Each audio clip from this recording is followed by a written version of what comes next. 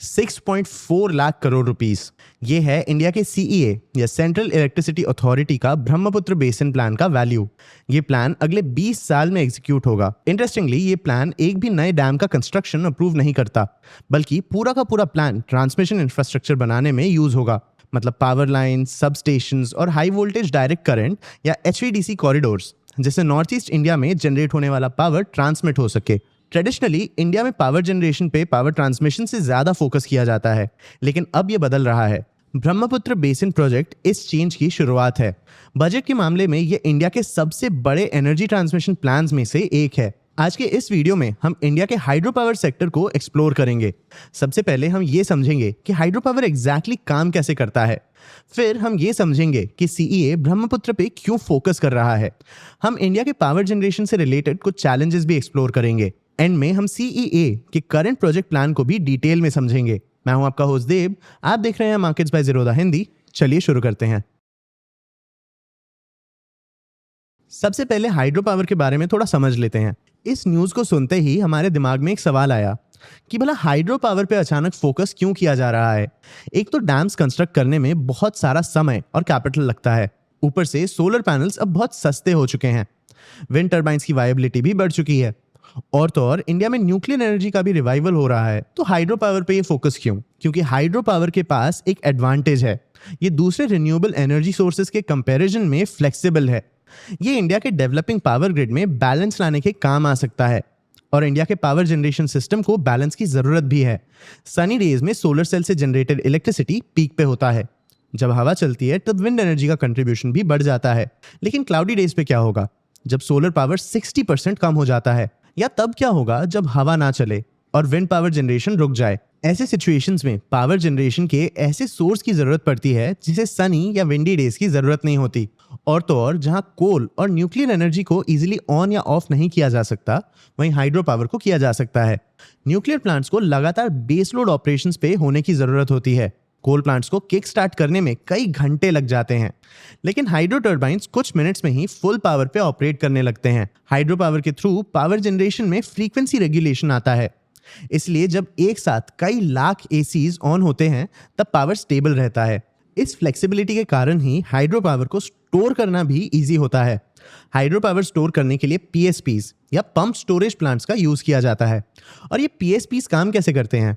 इनमें solar powered electric pumps होते हैं। तो जब दिन में धूप होती है तब ये पंप्स पानी को एक निचले रिजर्वॉयर या स्टोरेज से एक ऊंचे स्टोरेज तक पंप कर देते हैं। जब सूरज ढलता है, पावर की डिमांड खत्म नहीं होती, लेकिन सोलर पावर अवेलेबल नहीं होता, तब इस ऊंचे रिजर्वॉयर से पानी रिलीज किया जाता है। ग्रेविटी के कारण ये पानी नीचे जाता है, जिससे हाइड्रो टर्बाइंस घूमते हैं और पावर जनरेट होता है, और पानी वापस निचले रिजर्वॉयर में स्टोर हो जाता है। तो बेसिकली पीएसपीज एनर्जी कन्वर्जन का यूज करते हैं, जिससे एक्सेस पावर कभी वेस्ट नहीं होता। इसीलिए ये दुनिया का सबसे पॉपुलर एनर्जी स्टोरेज सिस्टम है। पीएसपीज काफी कॉस्ट एफिशिएंट भी होते हैं। टीआरआई के एक रिपोर्ट के हिसाब से एक 6 आवर साइकिल पे hydro 4.8 rupees per kilowatt hour के रेट पे एनर्जी डिलीवर कर सकता है। हर दिन में 2 साइकिल्स होते हैं, दिन में चार्जिंग और रात में डिस्चार्ज। इसके कारण हाइड्रो का rate 2.4 rupees per kilowatt hour तक कम हो जाता है। कंपेयर करें तो लिथियम बैटरी सिस्टम्स अपने करंट स्टेट में सिर्फ 2 घंटे के स्टोरेज के लिए 10.84 rupees per kilowatt hour charge करते हैं। पीएसपीज का 40 to 60 ईयर्स का लाइफ टाइम भी लिथियम बैटरीज के 10 to 15 ईयर्स से काफी ज्यादा है। ये तो था हाइड्रो पावर और पीएसपीज का फायदा।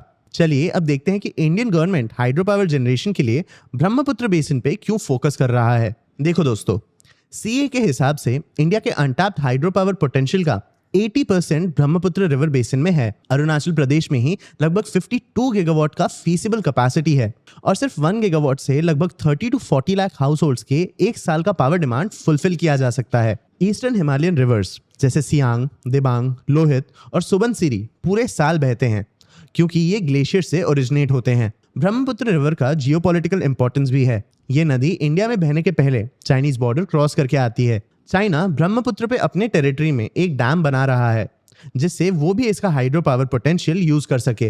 इंडियन गवर्नमेंट को चिंता है कि इस डैम के कारण ड्राई सीजन में वाटर फ्लो 85% तक कम हो जाएगा। इसीलिए जल्द से जल्द इस प्रॉब्लम से डील करने के लिए कुछ करना पड़ेगा। फिलहाल हमारे एग्जिस्टिंग हाइड्रो पावर कैपेसिटी का मेजॉरिटी नॉर्थ इंडिया में लोकेटेड है। नॉर्थ ईस्ट रीजन में जितना हाइड्रो पावर पोटेंशियल है, उसके बराबर इंस्टॉल कैपेसिटी नहीं है। लेकिन ऐसा क्यों है? ऐसा कोशिश की कमी के कारण नहीं हो रहा। इंडिया को बहुत सारे चैलेंजेस फेस करने पड़े हैं। सबसे पहला और मेजर प्रॉब्लम ये है कि इंडिया ने पावर ट्रांसमिशन से ज्यादा पावर जनरेशन पे फोकस किया है। मतलब कोल प्लांट्स, सोलर फार्म्स और हाइड्रो पावर डैम्स पे ज्यादा फोकस किया गया, इनके पावर को ट्रांसमिट करने वाले ग्रिड पे नहीं। तो पावर जनरेट तो हो रहा है, लेकिन इसे कंज्यूमर मार्केट्स तक ट्रांसमिट करने के बहुत कम तरीके हैं। इसके कारण पावर जनरेशन और ट्रांसमिशन में मिसमैच भी क्रिएट हो चुका है। विंड और सोलर प्लांट्स बनाना पावर ग्रिड्स बनाने से कम टाइम लेते हैं। इस मिसमैच के कारण प्राइवेट प्लेयर्स का पावर में इंटरेस्ट भी वीक है। मिड 2000s में गवर्नमेंट ने ब्रह्मपुत्र बेसिन पे प्राइवेट प्लेयर्स को बहुत सारे प्रोजेक्ट्स अलॉट किए थे। 15 साल के मिनिमम प्रोग्रेस के बाद 2023 तक इनमें से 12 प्रोजेक्ट्स रिवोक और स्टेट रन फर्म्स को रीएलोकेट करने पड़े। और ऐसा क्यों हुआ?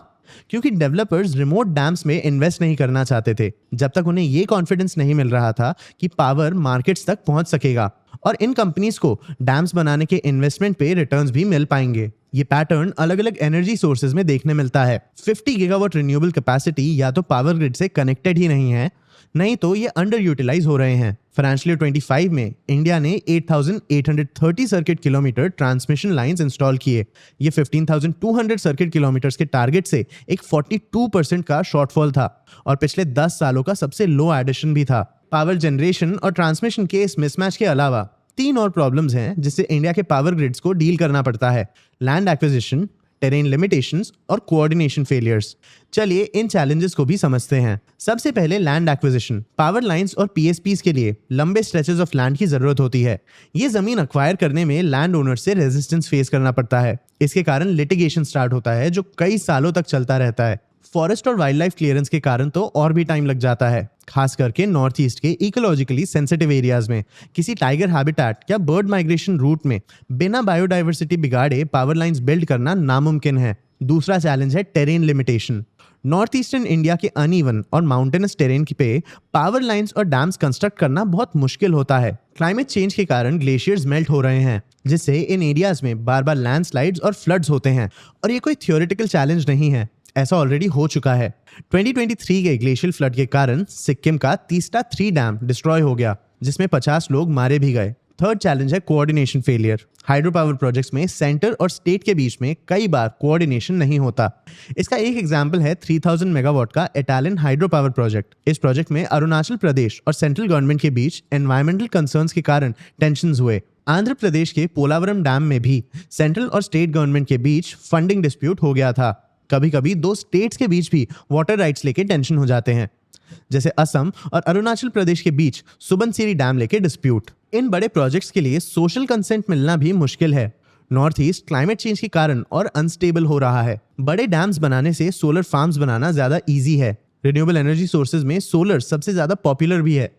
और तो और चाइना का डैम इस पूरे पोटेंशियल पे एक डेडलाइन सेट कर देता है और यहीं सीईए का प्लान आता है। सीईए ने एक master plan for evacuation of power from hydro electric plants in Brahmaputra basin release किया है। इस मास्टर प्लान में जनरेशन से पहले ट्रांसमिशन पे फोकस किया जाएगा। डेवलपर्स के एप्लीकेशंस और प्रोजेक्ट माइलस्टोन्स के हिसाब से लाइंस बनाए जाएंगे। हाइड्रो प्लांट्स बनने के भी पहले जब डैम ऑनलाइन होगा तब इसके लिए पावर लाइंस भी रेडी होंगे। 5 साल वेट नहीं करना पड़ेगा। प्रोजेक्ट के लिए 6.4 लाख करोड़ रुपीस 2 फेजेस में स्प्लिट किया जाएगा।